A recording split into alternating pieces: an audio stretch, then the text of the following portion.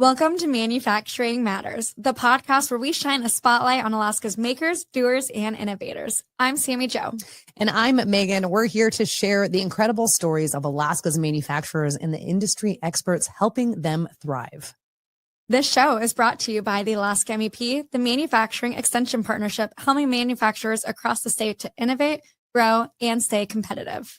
So each episode, we will bring you conversations with the people behind the Alaskan-made products, the challenges that they face, and the solutions that keep moving them forward. We'll also chat with the industry experts who provide insights, tools, and strategies to help those manufacturers succeed. So whether you're a maker yourself, a supporter of the local industry, or just curious about what goes on behind the scenes, you're in the right place. Let's dive in. Yo, yo, yo.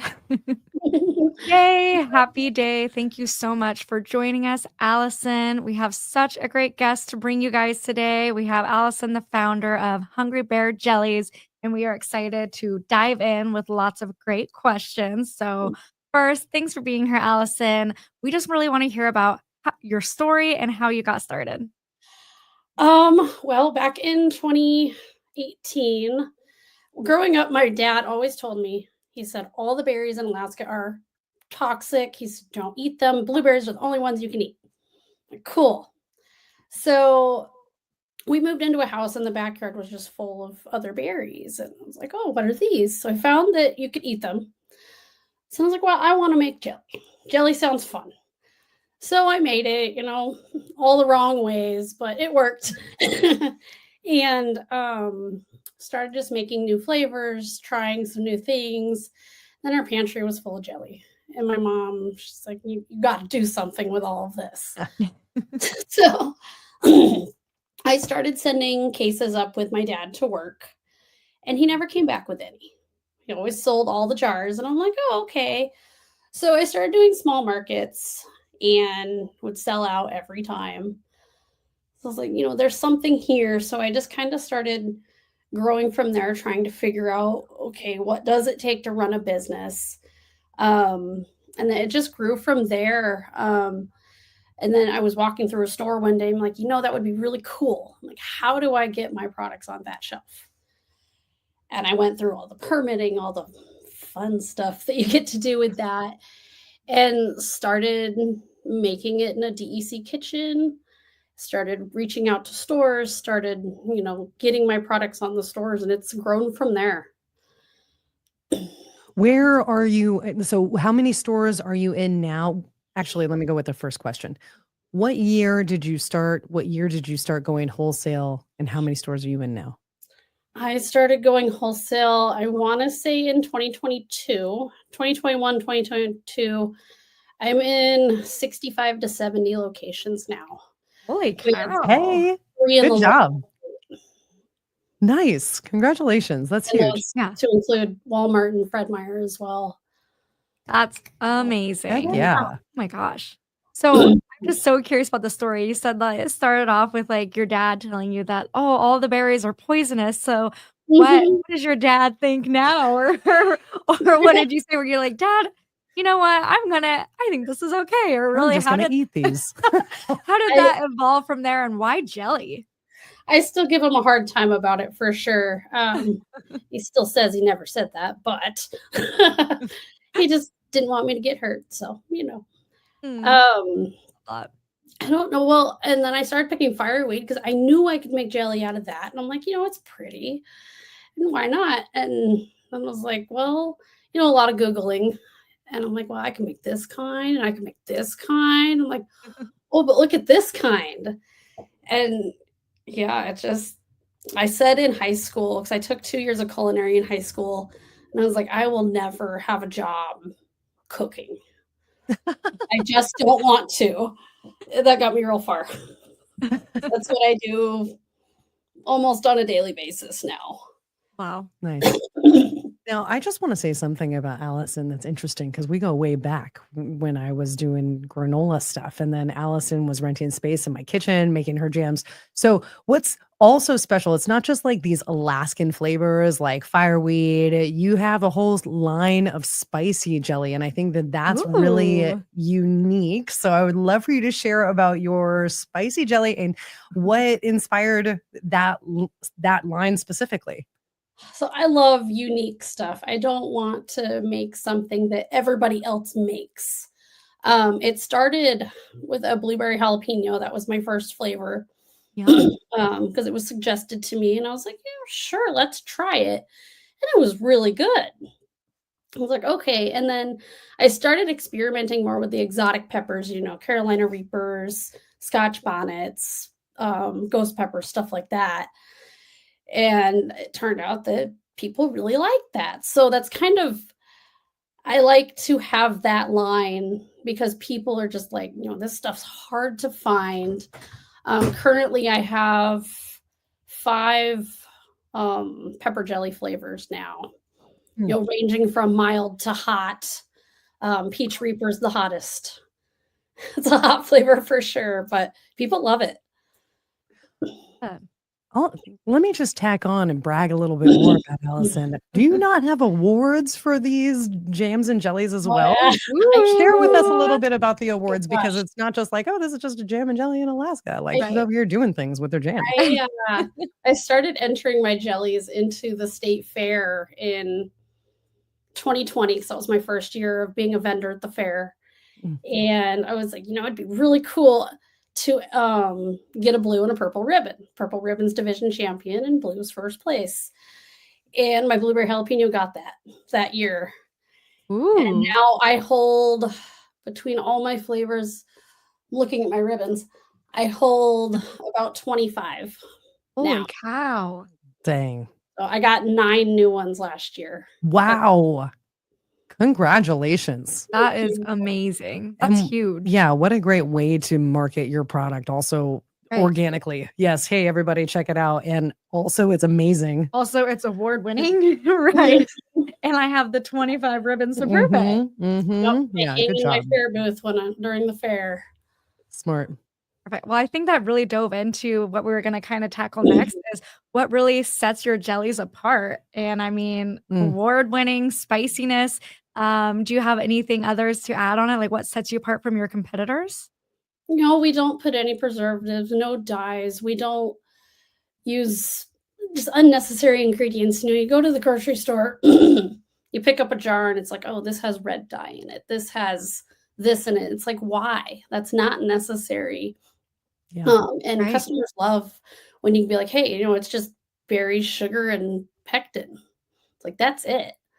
And they love that, especially now when more chemicals are being added to our food and people are really looking for natural products. Seriously. I love it. Not adding preservatives. What's your shelf life on the jars of jellies? Jars of jellies. Approximately 18 months. Okay. That's still so long. It is And a you don't very have to long put a bunch time. of crap in it. Right. Yes. Amazing. Love that. Where do you go out? Where do you get your inspiration? Like I mean, Alaska, but like where do you like, oh, I'm gonna find this berry and combine it with Mm. this pepper? Like, how do you kind of walk me through that process? That's so cool. Um, a lot of Googling. I'll kind of just Google, hey, what goes with this pepper? Because I'll be like, hey, this pepper Mm. sounds fun to use. Um, and I'll just Google, what can work with that. And then, the testing process, making it, it's like, is this good? For example, I have a flavor that's exclusive in my sampler sets that just launched in November. I made it. It's a raspberry apricot with a Scotch bonnet pepper. Mm. Ooh. I made it and I'm like, okay, it's good, but it's too similar to my raspberry habanero. So instead of making it in my 4 and 6 ounce jars like everything else, it's exclusive of those sampler packs. So you can't get that flavor unless you buy that. Okay. Love that. Yeah, that's a Smart. super cool idea. So going to Mhm. that, so you have 4, 6 ounces, and then you have sampler packs. Is that kind of the different options, varieties that people have when they Yeah. go to look for you? And then we just launched an Alaska collection in January. I'd been getting a lot of pressure for a couple years to do huckleberry, wild blueberry, more Alaska flavors, but they're hard, because the berries are hard to find, hard to get mass amounts of. Right. Yeah. But I was able to find a company down in Washington that picks berries from Alaska down the West Coast. So I'm able to order hundreds of pounds at a time. Holy Interesting. And Yeah. they ship them right up to me on Alaska Air Cargo, and I get 200 to 400 pounds of berries at a time, and I can make those flavors. That's Nice. super cool. And Amazing. when did you find that contact and start really able to utilize that? I found them last summer. Okay. But I was so busy that I was like, well, I'll just order a small amount of berries and then I'll test the flavors. I'm like, no, because that's really expensive. It was really expensive just to order a small amount versus buying them wholesale. Right. So what I did was went out and bought a similar berry from the store, tested it, see how much it make, and kind of how it went. And I'm like, okay, this will work. For cost analysis and stuff. I'm like, wow, that'll work. So I can finally do it because my stores wanted huckleberries so bad, especially my Southeast stores. They were so excited when I finally got that flavor. Nice. I love that. Amazing. So where do you make your jellies at? Where are you located? I don't have my own manufacturing place yet. So I rent a kitchen out in Palmer. Okay. And I haul everything in, I make for 8 hours, and I haul everything out, 300 to 500 pounds of stuff Wow. in and out every time I cook. And then I come home and everything gets labeled within the next few days. And yeah, it's quite the production because I make anywhere from 300 to 500 jars in 8 hours. Oh my goodness. Okay. How many days a week are you cooking? Is it more than one? Sometimes it can be every day. Sometimes it can be twice a week. Sometimes it's once every 2 weeks. It just kind of depends on the demand. Busy season? Yes, right now definitely is busy season. It's pretty crazy. Tourism and that sort of thing. What's that? Tourism, does that get it pretty busy? Yeah. I go to the Alaska Wholesale Gift Show in January, and that's where a lot of my stores meet with me. And this year was my biggest year, and it was kind of scary when I left there. Nice. I'm like, I don't want to look at my orders. But it's great. I think something to highlight here too, Alaska manufacturers, like sometimes we start out as like just doing those markets. You're one person. And are you bringing anybody in to help you on these days in the kitchen, or is it still like just you 100% most of the time? Yeah, my fiance helps me when he can on his, on his days off, but yeah, he tries. So amazing story, because you went from just like my dad's taking it to work and selling it to I'm going to start at markets to I want to be in stores to 65 stores, and you're still just one person making it happen. Yeah, figuring it out, getting new contacts, going to these shows, like jumping to the next thing, but it's a nice slow burn, because I think that you and me have talked in the past, like growing too fast, that's where a lot of food companies can have a hard time in Alaska, especially with not having a co-packer options, and so you being able to continue making your product, holding on to that quality assurance, nice slow growth, gaining every single year, going up and up. What does that next like big milestone look like for you? Well, my hope is I'm currently working with the small business center and Alaska Growth Capital on getting me funding to open up my own manufacturing location. Nice. To expand from there, because consistency is the hardest thing for me, having to haul everything in the way I do and then haul it all out. It's like I'm very, very limited on how I can, produce. Totally. Right. And storing all the stuff. Yeah, Right. you buy in bulk, you got to store because that helps with our costs and things. And Yeah. Oh, yeah, yeah, I just bought another shelving unit for my garage. Oh. Well, that's a super exciting milestone. Yeah, That's yeah, huge. that would That'll be be. a huge yeah, step. Agree. yeah, Love and that. I get my order pallets of jars up now because I found a company in Washington that ships them up. So I can order, 5,000 jars at a time, which is super nice. That was a huge setback for me in 2023 Mm. was just getting the ball jars. Like I'm going store to store to store trying to get enough jars. Wow. It's hard. Yeah. Yeah, but now you're getting pallets. Hell yeah, make it easier, make it Right. efficient. That's how I we scale. Yep. love it. So how many flavors do you currently have?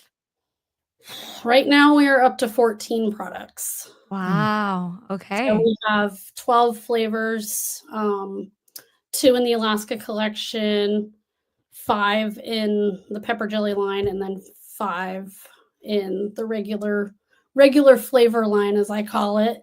Yep. And then 2 different sets of sampler sets. Okay. Nice. Yeah, that's super exciting.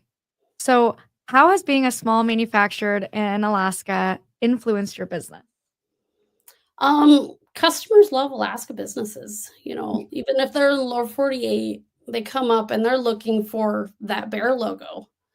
Mm, Uh, They see that and that sells the product. Um, and Alaska is almost a brand in itself. yep. Because agree. people Yep. seek that out. Yeah. They'll look at a product on a shelf, tourists, and they'll be like, "Well, this one has the bear logo. I want to buy this one instead. Because it's Alaska made." Right. Yeah. Yeah. No, I It's love it. And the community here, I mean, it truly feels unmatched. Everyone really wants to support. And so, like you said, having that bear, that thing, tourists, I mean, I feel like the first question we get when we leave a state is, "You're from Alaska?" like You for know? example, I went down to Tennessee in November for a wholesale show. Learned a lot. That was a very expensive learning experience. Mm. It was not what we had hoped. Okay. We're like, yeah, we're gonna get in all these stores and this is gonna be great. That didn't happen. What was the show? It was the IGES wholesale show.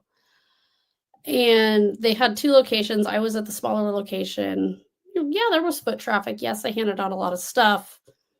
There was no follow through. Mm. Well, I left that show and I'm kind of like, well, that's a bummer. But I did meet a really awesome catch a can store down there that we are really hoping to partner with this fall because they are like, Hold on. You met a catch a can store at an out of state wholesale show. yes, they did. It was so weird. That's so funny. How Oh. the But Alaskans just gravitate to each other. they were wanting to find, an Alaska-based jam manufacturer for their store.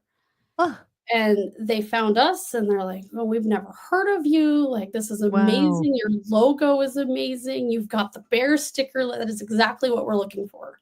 Oh, And they're like, nice. "If you can get these flavors, the huckleberry and the wild blueberry Mhm. and all that, if you can make those flavors happen, we're gonna buy from you. We're gonna stop buying from this other company that we're buying from because they're not an Alaska business." Love that. Right. Yeah. How can we support each other more?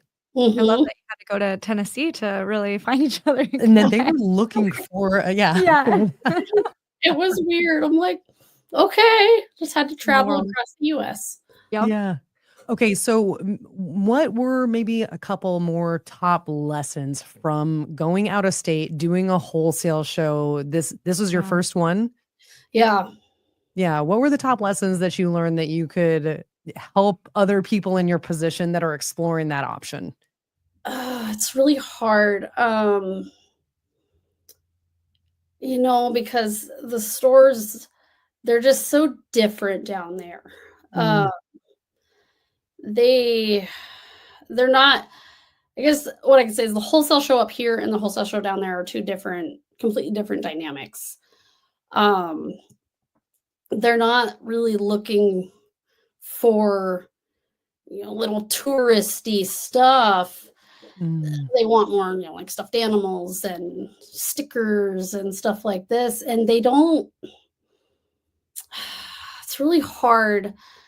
They take a lot of stuff, take a lot of, catalog. Oh yeah, I'll take your catalog, but they're not going to follow up. Mm, Because you're dealing with a lot bigger brands down there, I guess is where I'm going with that.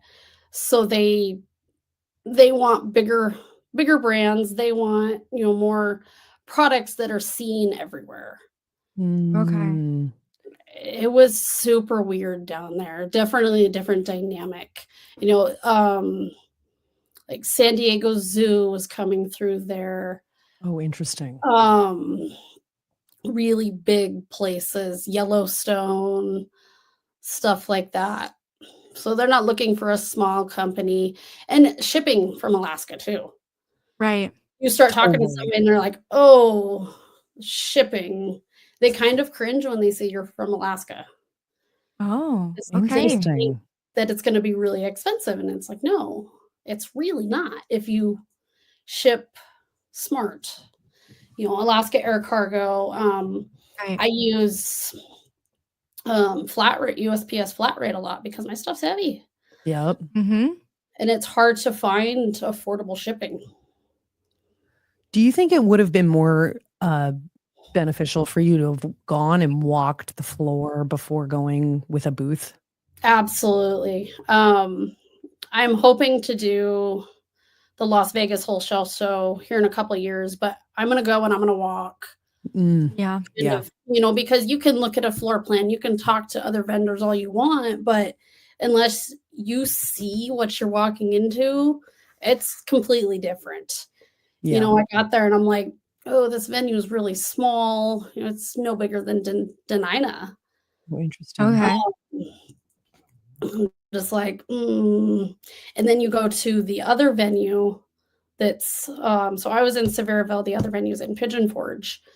Mm. It's a much bigger venue. It's at least twice, 2 or 3 times the size. Oh, A lot more interesting. vendors, a lot more people. And So then that's just the same show, but they're splitting it up into 2 different areas. Okay. mhm. Okay. So in Yeah. that week, it's called Tennessee Market Week. Okay. So they have Oh, Okay. that show, and then in Gatlinburg, there's also another show that's run by a different company. So you got all interesting. these people, all these buyers that are going from one show to the next show to the next show. So it's a All lot. in 1 week. Yeah, that's a Yeah. lot Very, to be looking through, sorting through. Right. very competitive for sure. Right. Mhm. Yeah. So you need to really set yourself apart from every other vendor down there. See the competition, see what you need to do to improve to set yourself apart. Yeah, Got it. totally. Good insight. Right. Yeah, thank you. I went to what is it? The Natural Products Expo West, and we had bought a booth, and I hadn't walked the floor beforehand. It was the same thing. I was like, wow, this was an expensive lesson. Really Mhm. wish we just went and walked the area so that we can understand and feel it for ourselves and Yeah. really see what the industry looks like outside of Alaska. Cause I think that Right. that is where we don't see what everybody else does. Alaska's unique and different. Yep. Yeah, so we have our Yeah. own set of challenges, and yeah, that's huge going down there, getting that perspective. I'm glad that you're going to be able to share that with younger entrepreneurs. Hopefully that they don't make those same Mistakes. mistakes. Seriously. Yeah. Yeah. It was a great vacation though. We loved the area. You guys made the best of it. Yeah. We did. We did a lot down there. Amazing. Well, and it sounds like it made you a really good catch a can contact. So, you didn't walk It away was with That's right. nothing, which is amazing. That's Yeah, right. for sure. Um, Yeah, if So that follows as a through, it'll small be all worth it. Yep, absolutely. So as a small business owner, manufacturer, what is like one piece of advice you would give to another person, maybe watching this that's like, I have this dream and I want to start up. Just follow your dreams. If you have an idea, every big thing starts from a small idea.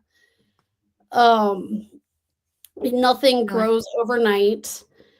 Mhm. Yes, you're gonna face some serious humps in the road. Financial struggles. I know every business goes through it, and you're gonna have some moments where you're like, I can't do this. I'm done. I've had those moments several times. And you just got to keep going, take that week break Mm. Yeah. and pick yourself back up and get back to it. It's hard. Nobody said running a business was easy, and Right. I learned that a lot. And I got to remember that quite a Yep. bit. But look at the growth and success that you found. That's been amazing. I'm finally to the point where I'm like, okay, like this is working. Yeah. Keep that grit. Yeah, that's Mhm. important. Seriously. Yeah. So, what is coming up next for Hungry Bear Jellies? I mean, I know you kind of touched on hopefully getting your own manufacturing facility. What do you think the future holds for Hungry Bear Jellies? Well, I mean, it kind of a lot of it does tie to that new facility if I can get that, because then I can, do what I want basically, and I'm not on somebody else's schedule. Yeah. Um, and I'm really hoping to hopefully reach out to some stores in the 48, try to expand a little bit down there. I'm in one store in Oregon. I've been in there for a couple years now. Nice. Just kind of found me, and just I've been carrying my products ever since. But get into Three Bears is still on my list. I've been trying to get in touch with them again for about a year now. Mm. Okay. It's been interesting. But just slowly expand, keep going, and hopefully be able to get some employees. Not just be a one-stop shop. Yeah. One. I'm very tired. I just did the outdoorsman show this past weekend, and every night I'm getting home and I'm putting stuff together, putting these sampler sets together because I've got almost 400 of those going out this week. Wow. Amazing. Yeah. Okay. I wanted to just touch on something that you said when it comes to buyers. You've been trying to get this one buyer for so long. Right. Yeah, talk about that process. Like some buyers are really easy. How do you go about finding buyers as a consumer packaged goods business in Alaska, and like you're growing that in conjunction with production, transportation? I mean, Right. literally everything. Going back and forth from the facility. Right. Yeah. So how's that seeking buyer process? Yes, and Um, I wanna add to that if I can. You said that you're in, Fred Meyer's and Walmart. So, once you kinda talk about seeking that binder, what's the difference, I guess? Like, you found these buyers, but you can't get into this one. So I'm Mm. I'm just curious to know what that looks like, what the Walmart block is. Walmart was an accident. So I was at the wholesale gift show in Anchorage, and I think it was my first year as a vendor there. And I'm not knowing what to expect. Retail wholesale shows are completely different things. And Walmart walks into my booth, and I'm like, why? I'm thinking to myself, why are you in my booth? Like, I'm scared. And they're like, we don't have any Alaska jam manufacturer in our Alaska section. We want your products. Okay, like what does that look like? So they set me up with a distributor, and we got all the paperwork done, everything was great, and got them inventory. They didn't order again for, oh gosh, it was almost a year. Mm. Oh, okay. And they didn't pay me on time. I Mm. had to hound them for payment. And then that was the last order I got. So, like, this is weird. So I ended up getting in contact with, I had another distributor contact me. And I'm like, Mhm. yeah, sure, I will change distributors, no problem. Okay, yeah, because this was not getting payment from the distributor, not Yeah. from Walmart. Yeah.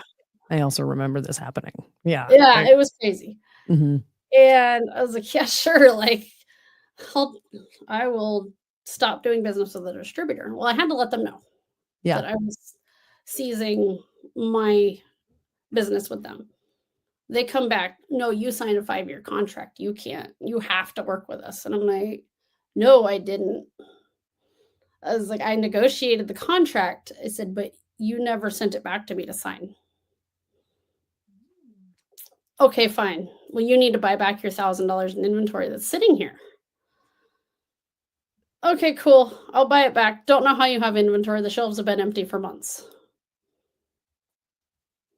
And bought it back. Started going to this other distributor, and they have been amazing. They have my products in Fred Meyer now, and a bunch of Southeast tourist stores, Kenai Fjords, Nice. and a couple other the big ones buy from them as well. Wow. But Fred Meyer, I didn't know they were putting my stuff in there until I was going grocery shopping one day. And I walked That through is the awesome. section, and I was like, oh, I'm like, that's my stuff. I'm like, how'd that happen? That's me. But yeah, as far as like seeking buyers out, I just kind of Google, stores, Yeah. kind of gift stores in whatever area I'm looking at. And I scroll past, I'll find their Facebook, I'll go through and I'm like, is this store a good fit? And then I email them. I'm actually going to start, I don't know if I have any in here, but I have these little handouts that have my QR code to my wholesale catalog and, kind of just the basic, this is my business. I'm going to start mailing those out Nice. to stores, because I feel like if they can actually hold something and actually look at, okay, this is the brand, rather than just reading an email, it might help get those stores' interests. Who's your distributor now?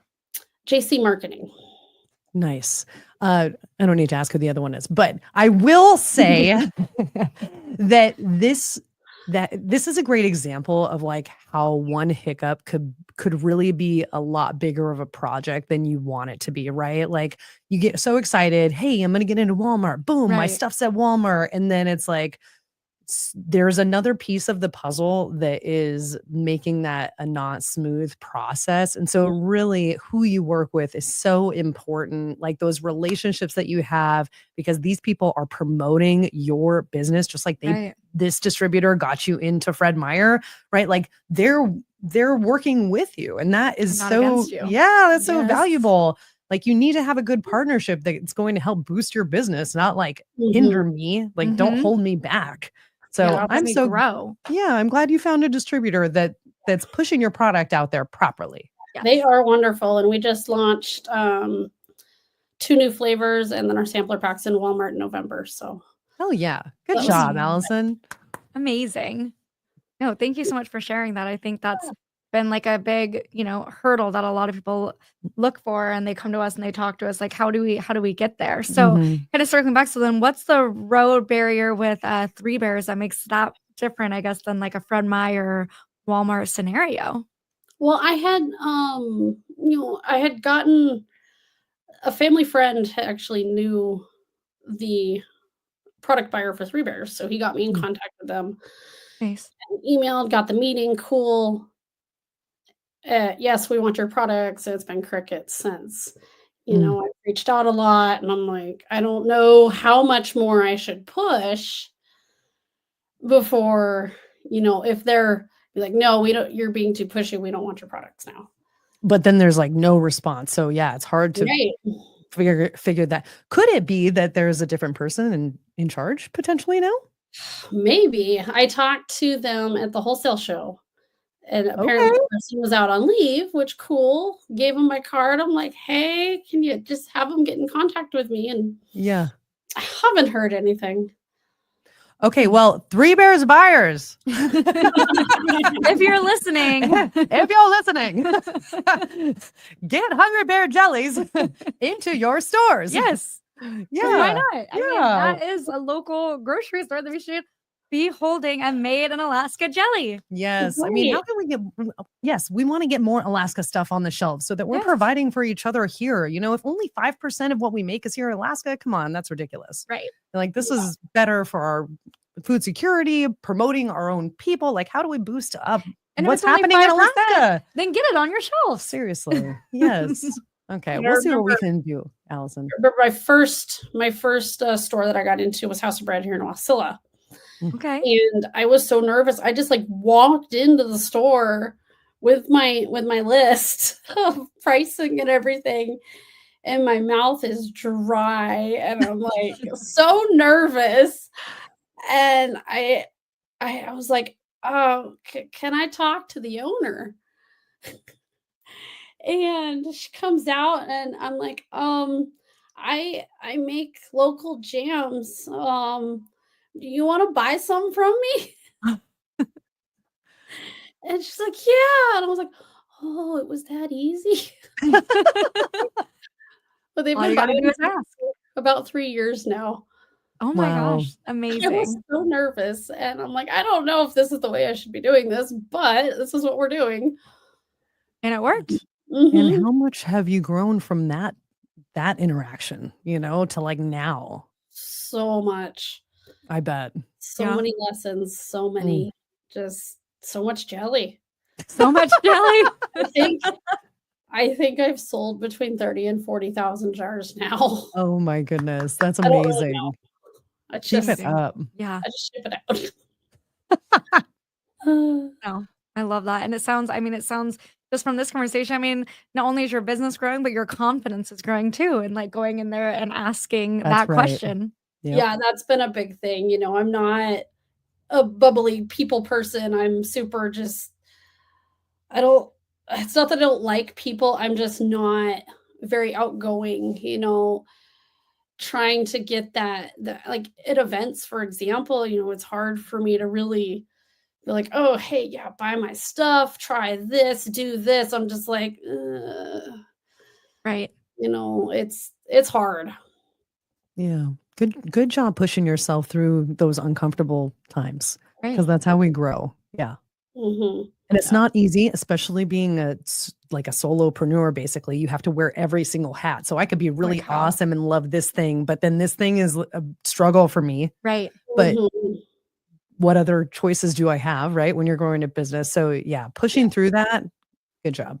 and what you love. That's what you got to do. Yeah, yeah. So, what are, different resources as you've started out, as you've grown, that you've really tapped into to get the help that you Mm, need as a solo business owner? I get a lot of stuff from other businesses. We're a pretty tight-knit Good. community. If I have a question and I know a certain business might be able to answer it, I'll be like, "Hey," I'll reach out mm, and they'll give me advice on how to do stuff, or, "Hey, you should reach out to this person and they could probably do this for you, or this supplier." But the Small Business Development Center, when I just started working with them, they have been a huge resource. good. Um, I don't know why I didn't start working with them sooner because they're great. Amazing. Yeah, that's a partner of ours, and we love working with them and referring clients to them, so Mhm. I love that you've gotten so much success from being able to work with them. Mm, Yeah, yeah, we're hoping that Alaska Growth Capital can help us with this final step and in Yeah, growth. yeah. manifesting it, putting it out there, it'll happen. Mhm. And are you hoping that the facility will be then located in the valley? Are you gonna stick in the Valley, Palmer area? Yeah, Wasilla Palmer kinda Perfect. depends on where I can find a spot. Yeah. Nice. That's very exciting. So I'm so glad you were able to join us today and talk all about Hungry Bear Jellies, and we just love hearing your success. Yeah. That's super exciting. Love supporting you. We do love to wrap up with our favorite signature question. Why does manufacturing matter to you? Just getting like smaller based businesses out there, and so you're not limited to big manufacturers, finding smaller manufacturers, because they can take the care in their products, Mm, Yep. to make sure they're right. Yeah. Love it. yes. Thank Thanks, you. Alyson, for joining us. Yeah, thank you for having me. I'm excited. This was such a great episode. Um, she's in 65 stores. Three Bears, we're coming for you. Look for Hungry Bear Jellies. Um, You have anywhere else, Alyson, that people can find you, look you up online, share yeah. it? Yeah, give us a Yes. share. So my website does have a map of all my Oh, I love retailers. that. I need to update it, but More, yeah, Ketchikan, Anchorage, Fairbanks. And what's your website? hungrybearjellies.com. Okay. Awesome. Well, if you guys are in the need for an Alaska-based jam, jelly, and maybe adding a little spice to your life, Yeah. you guys now know where to go. So Mhm. thank you so much, Alyson. Yeah, All right, thank guys. you. We'll see you next time. All right. That's a wrap on another episode of Manufacturing Matters. A huge thank you to our guests for sharing their journey with us. If you enjoyed today's conversation, make sure to subscribe, leave a review, and share this episode with a fellow maker. And want to take your manufacturing business to the next level? Visit alaska-mep.com and schedule a free consultation with our business team. Until next time, keep building, keep creating, and keep proving that manufacturing matters.